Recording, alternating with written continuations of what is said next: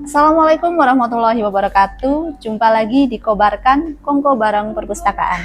Kali ini kita akan berbincang tentang perjalanan spiritual yang inspiratif dari seorang tokoh, yaitu Bu Zuli Kurniawati. Apa kabar Ibu? Alhamdulillah, luar biasa. Oke, Bu Zuli, ini kan bercerita tentang perjalanan hijrah Bu Zuli. Tadi kita juga sempat ngobrol sebelumnya bahwa perjalanan ini dimulai dari tahun 2018. 2018 ya. Oke, boleh nggak sih Bu kita berkenalan dengan Bu Zuli di tahun 2018 ke belakang nih? Ngapain aja gitu ya. Sosok yang seperti apa sih Bu Zuli gitu? Ya, baik. Sebelumnya Assalamualaikum warahmatullahi wabarakatuh. Sahabat Kobar, ya, panggilannya Kobar gitu kan ya. Teman-teman Kobar gitu ya. Senang sekali saya Zuli hari ini bisa hadir menemani teman-teman semuanya di acara podcast Kobar kesempatan kali ini. Mudah-mudahan bisa memberikan nuansa yang berbeda dan juga memberikan sesuatu yang luar biasa, berdampak nanti kelak apa yang kita obrolin hari ini. Kalau bercerita tentang hijrah ya, sebenarnya saya tahun 2000 gitu ya, udah lama banget, 25 tahun yang lalu gitu. Saya seorang penyiar radio di salah satu radio lokal di kota Yogyakarta. Kemudian 2004 saya jadi penyiar di Jogja TV dan juga di TVRI Jogja gitu kan ya, sebagai seorang membaca berita. Nah, cukup lumayan lama saya berkecimpung di dunia itu. Di radio itu 20 tahun, kemudian menjadi penyiar TV itu 15 tahun. Maka pencapaian yang sangat luar biasa, di mana ada satu titik yang mengalami kejenuhan juga waktu itu. Nah, di tahun 2018 itu adalah saya mengalami rasa titik jenuh sebenarnya. Pada saat dimana karir saya cukup tinggi gitu kan ya, job MC lumayan banter gitu kan ya, karena selain ngajar di kampus UMP ini, kebetulan saya juga nge-MC di acara resmi dan juga non resmi, yang alhamdulillah dari hasil MC itu saya bisa kuliah S2, saya bisa beli sebidang tanah bahkan bangun rumah gitu. Maka itu yang membuat saya akhirnya berlama melajang, bahkan suka traveling ke luar negeri dari 0 rupiah gitu ya. Sampai pada akhirnya saya merasa bahwa pencapaian kalau kita melihat di dunia itu kok kayaknya Allah kasih dengan sangat mudah sekali untuk bisa mendapatkan itu semuanya. Maka di tahun 2018 itu sebenarnya perjalanan waktu dari 2012 saya kehilangan kakak. Nah, dalam waktu 9 tahun saya kehilangan 3 tahun, setiap 2 tahun tuh kehilangan orang-orang terdekat di keluarga. Yang pertama kakak saya, yang kedua ibu saya, yang ketiga adalah kakak saya, kemudian yang terakhir adalah bapak. Maka puncak dari kenapa seorang Zuli berhijrah pada saat karirnya tinggi gitu kan, di puncak yang paling tinggi, tapi saya merasa kesepian dan saya kehilangan orang-orang terdekat. Maka kemudian saya berpikir dan merenung gitu, sebenarnya apa sih yang dicari dalam hidup ini gitu. Kehilangan ibu, kehilangan bapak, kehilangan kakak-kakak yang mereka sangat memberikan inspirasi banyak dalam kehidupan saya. Maka kemudian saya berpikir gitu, ada kekosongan dan kehampaan pada saat merasa di atas gitu. Biasa kalau orang udah nyampe, orang kalau naik gunung di tempat yang paling tinggi itu kan kita udah kayak rasa bisa ngeliat bawah gitu ya. Maka di situ saya merasa bahwa saya malah justru kayak kehilangan sesuatu nih. Apalagi yang saya dapat nih, rintangan, berbagai halangan, bahkan ujian, cobaan, berbagai keindahan dunia pun Allah kasih dengan sangat mudah. Saya bisa dari hasil MC tadi bisa membeli sebidang tanah, bahkan bisa kuliah dari hasil itu. Maka Allah kasih dengan sangat yang mudah nih, kasih sesuatu dengan cara yang sangat gampang. Dari hasil saya menjadi seorang public speaker tadi, maka kemudian saya tersadarkan, apalagi sih yang saya cari gitu. Maka saya merenung, kemudian rentetan titik balik dari kehilangan ibu, kakak, bapak, itulah puncak tertinggi dari dimana saya langsung hijrah secara totally. Yang awalnya mungkin masih ya pelan-pelan, kemudian masih ya sholat aja dulu deh yang dibenerin, tapi ternyata nggak seperti itu hijrah. Hijrah itu harus semuanya, totally, nggak cuman ganti baju, tapi cara berpikir, lisan kita, telinga kita, yang tadinya suka nonton drakor berjam-jam, saya mulai kurangin mata ini gitu kan. Saya mulai melihat mana yang wajib, mana yang sunnah, mana yang mubah, mana yang makruh gitu. Maka dari proses-proses seperti itu membuat saya kemudian apalagi yang aku cari. Kemudian saya melihat juga bahwa ada 3 hal dalam hidup ini yang harus kita coba pelajari dan ingatkan terus dalam hati. Dari mana kita, mau apa, dan untuk apa dan mau kemana. Maka 3 pertanyaan besar ini yang kemudian membuat saya langsung kayak dek gitu loh. Ya, aku tuh dari mana, untuk apa, dan lalu mau kemana.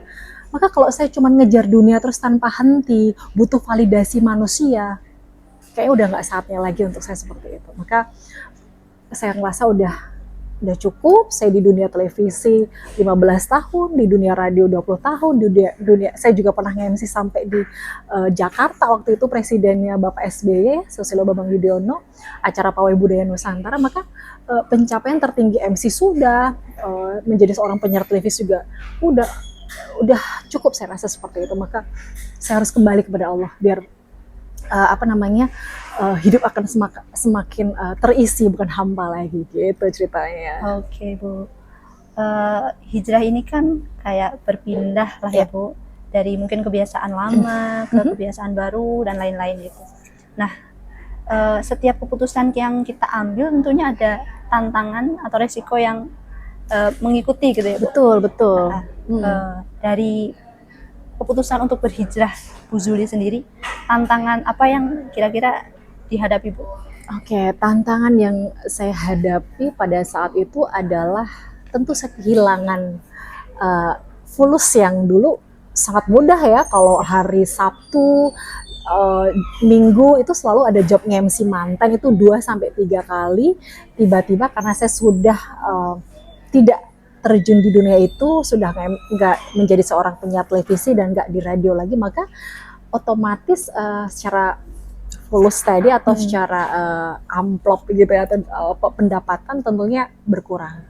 Tapi saya yakin dan percaya bahwa ketika kita meninggalkan sesuatu yang bersifat duniawi saja, saya yakin dan percaya bahwa Allah akan ganti berlipat-lipat. Manakala kamu mendekat kepada Allah, Allah akan datang lebih dekat dan mendekap kamu lebih sangat erat lagi. Maka saya nggak akan khawatir itu, karena memang terpaan kehilangan orang terdekat itu sudah luar biasa ya Mbak Emma. Keempat dua saudara dan juga bapak ibu saya di saat waktu yang sangat begitu berdekatan ya, 2 tahun. Maka memang kematian itu salah satunya juga memicu saya untuk harus segera berhijrah secara totally, nggak cuman entar dulu deh pakai kerudungnya, entar dulu deh sholatnya masih berleng ya, kober eleng gitu kan ya, kerdus nih, kerudung dusta gitu ya, pagi make malamnya udah nggak pakai kerudung misalnya. Maka setelah itu saya harus total ini, apalagi menjadi seorang Islam yang baik itu seperti apa. Nah, belajar di sebuah kajian.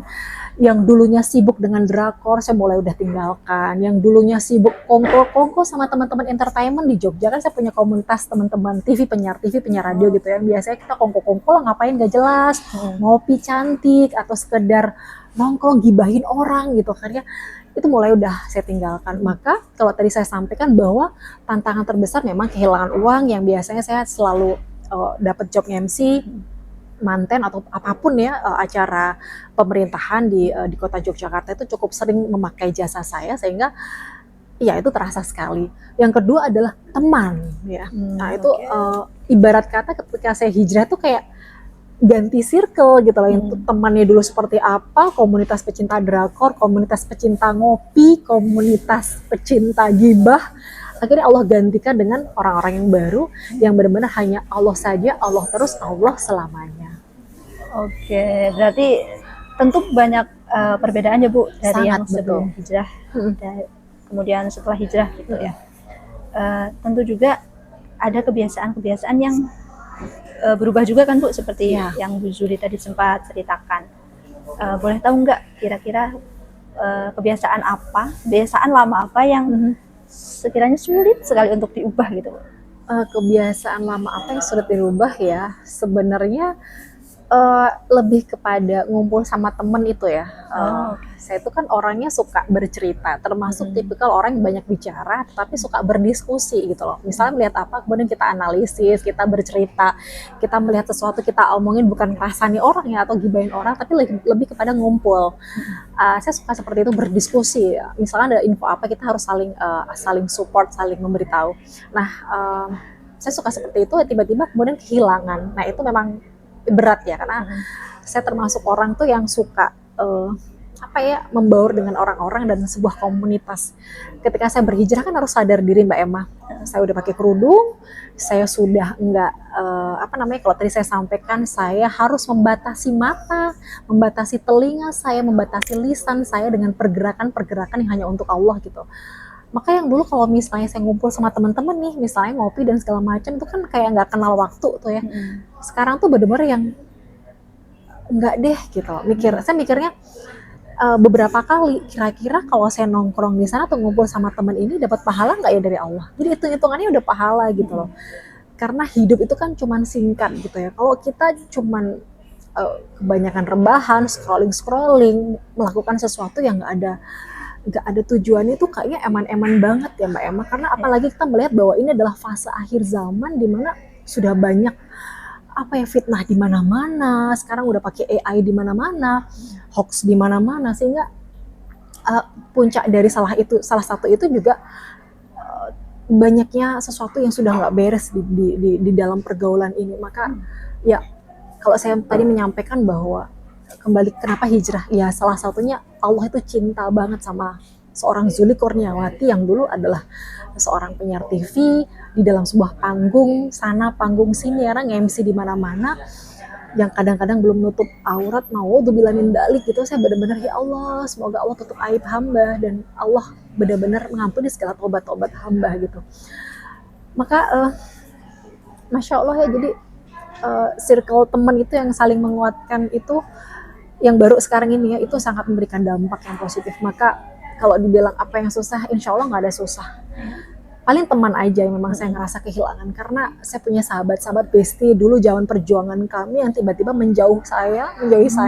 Ya sedih ya, karena ya mereka belum menutup aurat, kemudian ngerasa kayak saya terlalu ekstrim atau seperti apa, yang dulunya pakai bulu mata palsu, kemana-mana cetar membahana, lipstick di mana-mana, blush on dan segala macam Mbak Emma gitu kan ya, karena seorang TV harus jaga penampilan, yang tiba-tiba mereka melihat saya seorang Zuli yang looksnya udah bener-bener yang 180 derajat. Ya, sangat berbeda sekali. Maka mereka melihat penampilan, melihat bagaimana saya berhijrahnya secara baik hanya untuk Allah, secara totally, yang bukan, kan banyak juga orang-orang hijrah di luar sana yang hanya ganti baju tapi circle pertemanannya masih nongkrong, masih laki-laki dan perempuan campur baur tanpa ada jeda gitu loh.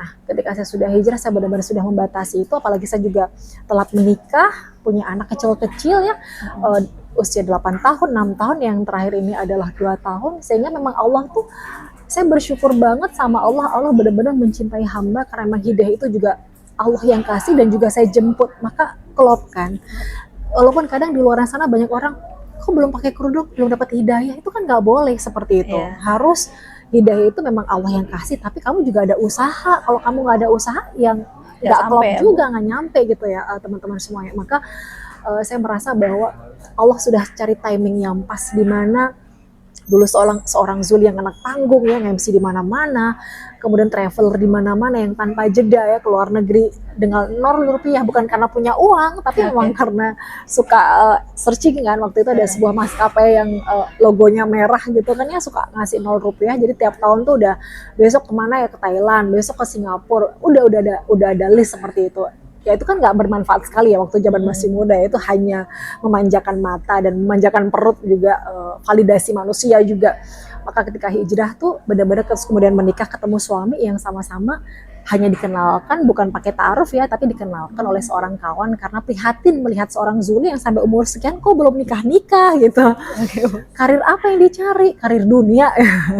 Maka ya Allah, naudzubillah min dzalik, benar-benar Allah ampuni segala taubatku, sehingga kemudian ketemu suami, punya anak, Allah kasih anak cepat gitu ya, dengan usia pernikahan kami sudah 10 tahun, Allah sudah kasih 5 ya, walaupun yang 2 itu sempat abortus juga.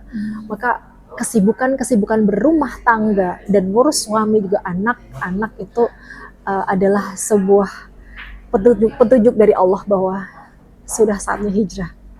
Kamu sudah nggak butuh validasi manusia, kamu sudah nggak butuh riuhnya panggung dan tepuk tangan pemirsa juga penonton, tapi saatnya kamu butuh validasi dari Allah Subhanahu Wa Taala. Gitu ceritanya. Oke, berarti sempat juga menerima penolakan atau komentar negatif gitu ya Bu Ya, dari sekeliling Bu Zuli? pasti itu ya, mereka pasti nyinyirin saya tahu karena beberapa kali ngajak ketemuan gitu, kok udah beda ya gitu. Akhirnya mereka udah kayak menjauhi ya, tapi Masya Allah dulu banyak banget teman-teman entertainment, bahkan teman-teman panggung di karena saya juga sesekali MC pernikahan dan juga acara-acara entertainment di Jogja.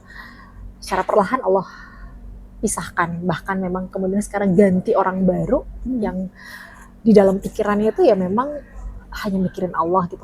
Bagaimana kita melakukan sesuatu, kira-kira tuh Allah ridho nggak? Kalau saya jalan ke sana Allah ridho nggak? Kira-kira kalau saya jalan ke sana dapat pahala nggak dari Allah? Nah sekarang kompensasinya adalah pahala.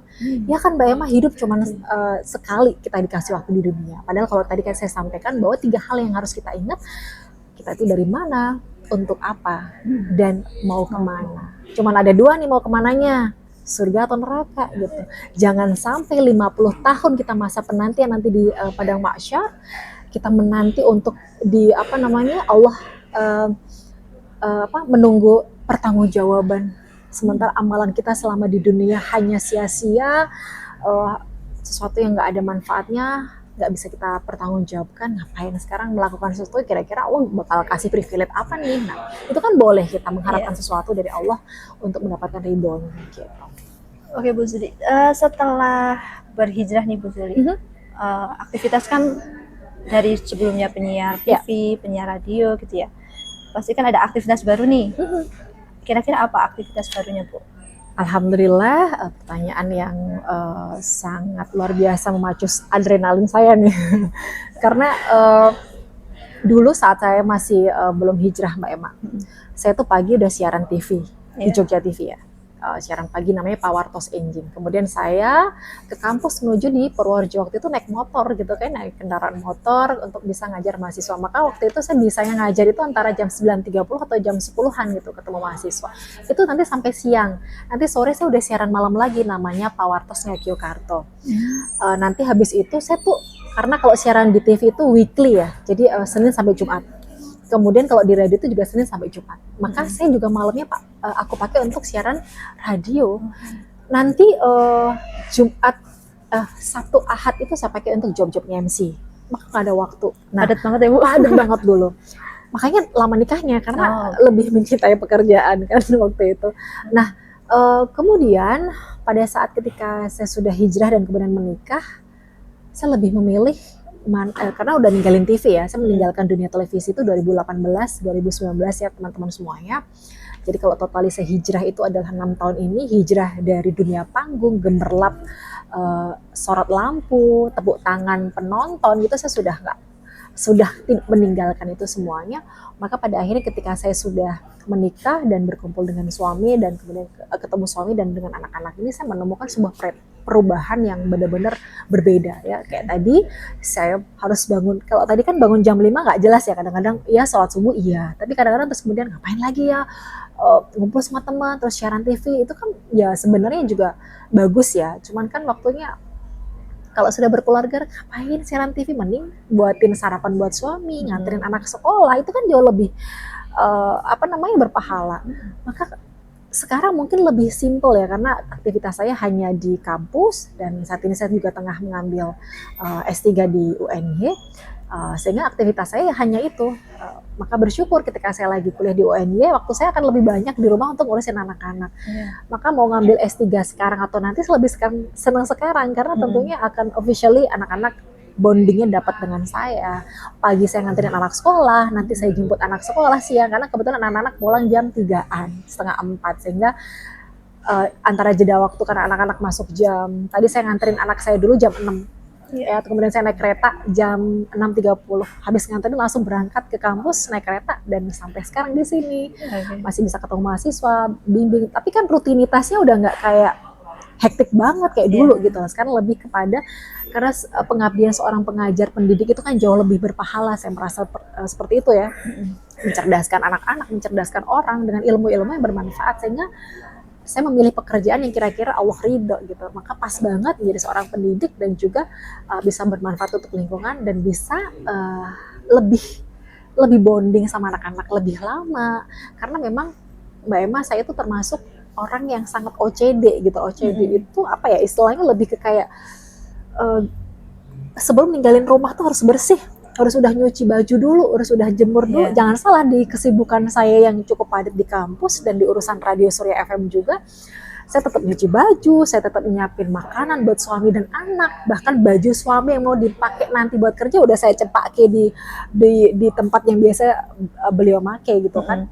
Sampai sedetail itu. Artinya bahwa saya capeknya sekarang dengan capeknya dulu sebelum hijrah lebih berdampak rasanya, atau karena Allah ridho ya, kamu taat sama suami nih, kemudian melayani anak-anakmu dengan baik, mendidik anakmu dengan tanganmu, menyiapkan semua yang benar-benar menjadi seorang ibu rumah tangga yang sejati, tetapi kamu juga berkarir di luar sana dan tidak meninggalkan kewajiban-kewajiban, melalaikan yang lainnya.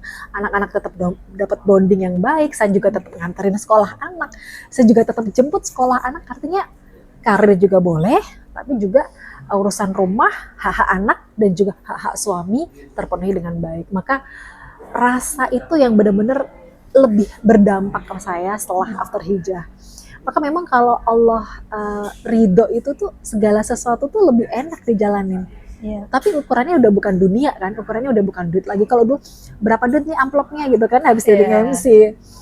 Terus kemudian ya hanya paling ditabung segala macam terus untuk bangun rumah waktu itu ya. Sekarang tuh seberapapun kita dapat, tapi walaupun tidak weekly dapat ya, kalau dulu kan weekly mesti ada job MC banyak, sekarang kan lebih ke bulanan. Tapi apa yang kita rasakan itu benar-benar yang lebih enak gitu ya, lebih nyaman gitu. Ini benar-benar kehidupan yang sebenarnya sebagai seorang ibu rumah tangga gitu.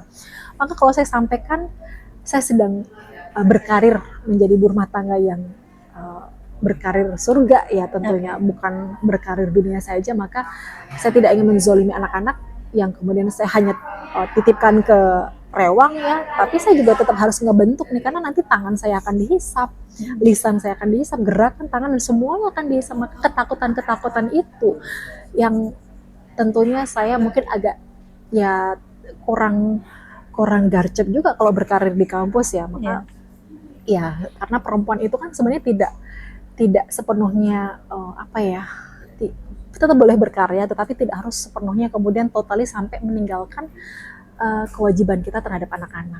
Anak dititip-titipin sampai kita lupa bahwa kamu tuh ngejar yang mubah. Menjadi seorang dosen kan mubah, ya kan? Bukan wajib. Tapi hal yang penting kamu adalah apa? Ngurusin anak, ngurusin suami, nyepake baju, nyepake sarapan, bikinin teh suami sebelum berangkat kerja. Itu kan lebih wajib daripada sekedar kita berproses banyak untuk mendapatkan sesuatu yang kadang-kadang itu hanya butuh validasi manusia gitu. Sekarang sama-sama masih sibuk ya Bu, cuma sibuknya lebih berpahala dan lebih beda. Betul. Karena fokusnya sekarang ke keluarga. Selain mengajar gitu, Bu Zuli kan juga dengar-dengar nulis buku kan Bu? Ya. Tentang perjalanan hijrah Bu Zuli juga. Boleh diceritakan Bu? Insya Allah. Terima kasih Mbak Emma, ini waktu saya untuk bisa promosi. Jadi ini buku saya, teman-teman semuanya, Menjemput Jalan Hijrah di Puncak Karir. Ini Mbak Emma sebenarnya saya tulis pada saat pandemi itu tahun 2019. Pas banget proses hijrah saya itu kan 2018 pemirsa ya, atau teman-teman semuanya. So 2018 itu hijrah secara totally ya kan, ninggalin televisi, ninggalin radio dan panggung-panggung gemerlap yang begitu luar biasa. Tetek bengeknya semuanya itu udah saya tinggalkan. Kemudian 2019 pandemi dan saya kehilangan bapak saya juga waktu itu. Maka karena WFH saya menulis buku ini. Jadi buku ini sebenarnya tulisan lama, tulisan 2019, 6 tahun yang lalu, awal-awal saya hijrah. Tapi kenapa baru terbit sekarang? Karena saya sempat ya dizolimi sama penerbit ya.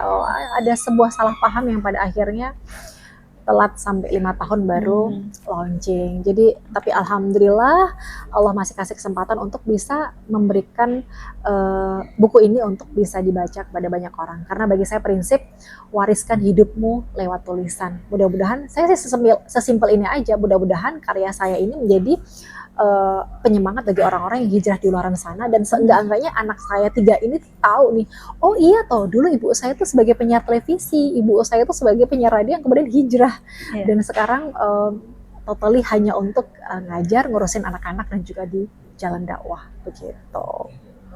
Oke. Nanti teman-teman juga bisa baca bukunya di perpustakaan.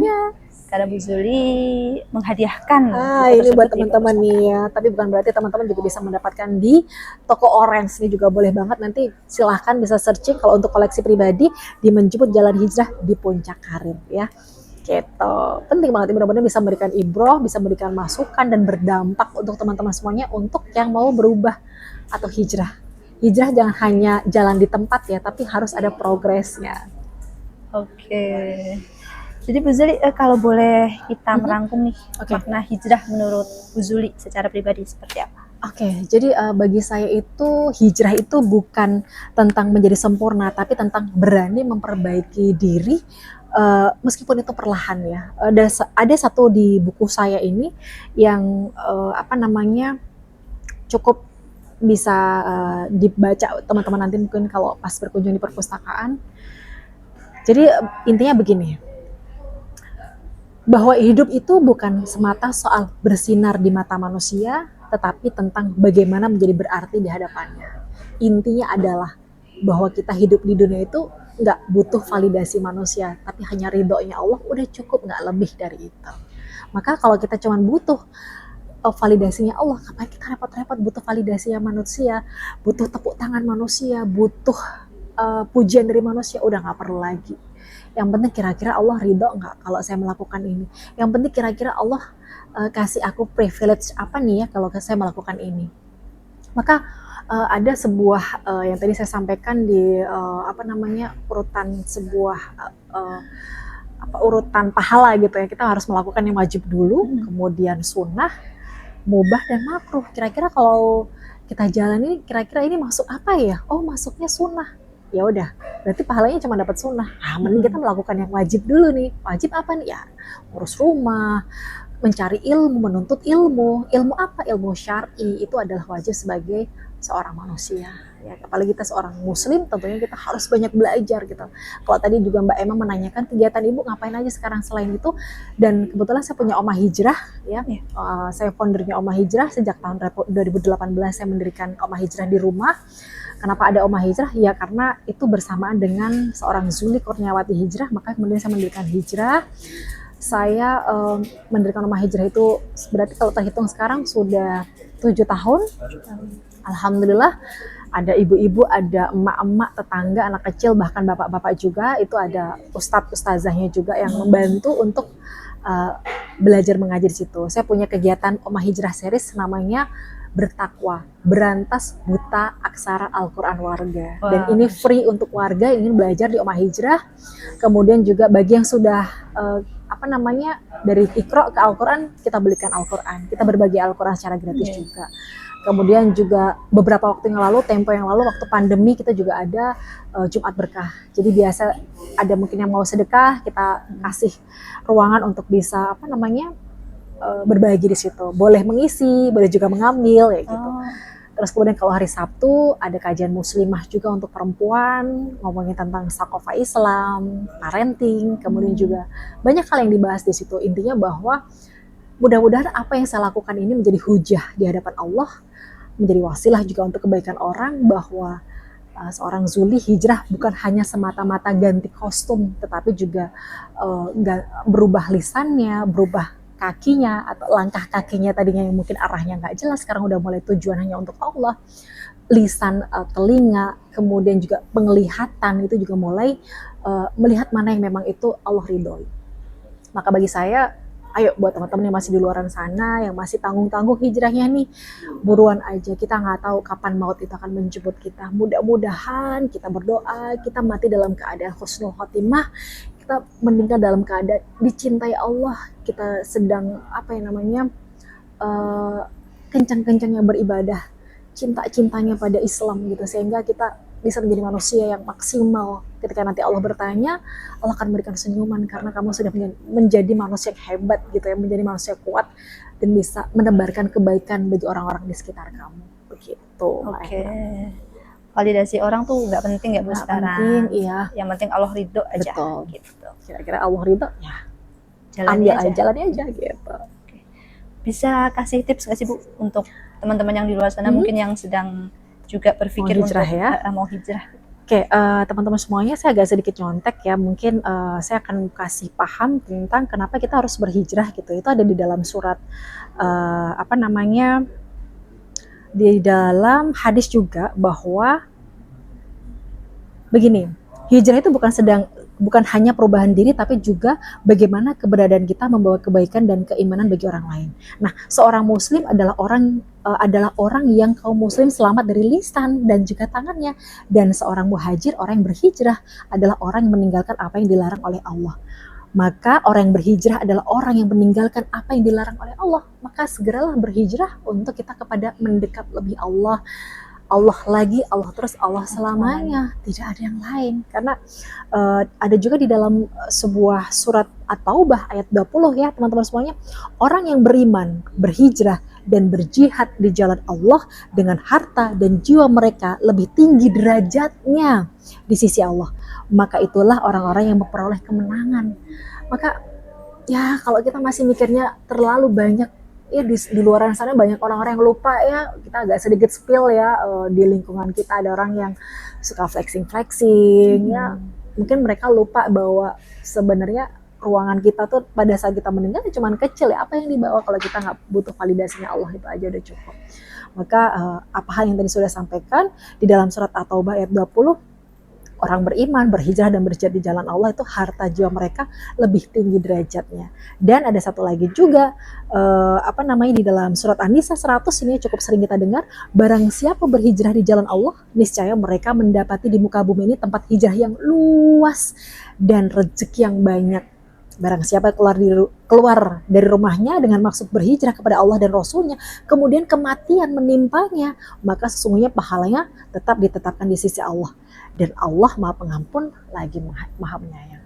Untuk itu buat teman-teman yang belum bertaubat nih, yang masih mungkin setengah-setengah ya, belum menutup aurat completely, masih berkerudung tapi telanjang, atau mungkin berkerudung masih telanjang tuh kan kayak orang meleketet gitu ya, pakai bentuk badan gitu ya, paling nggak longgar lah kayak Mbak Emma gini, sehingga kita kerudungan juga di UMP juga sudah disetarakan bahwa ayo mahasiswa teman-teman kampus nih berkerudungnya lebih cantik, nggak usah pakai diiket-iket kayak apa itu punduk onta gitu ya, maka kerudung kematian itu.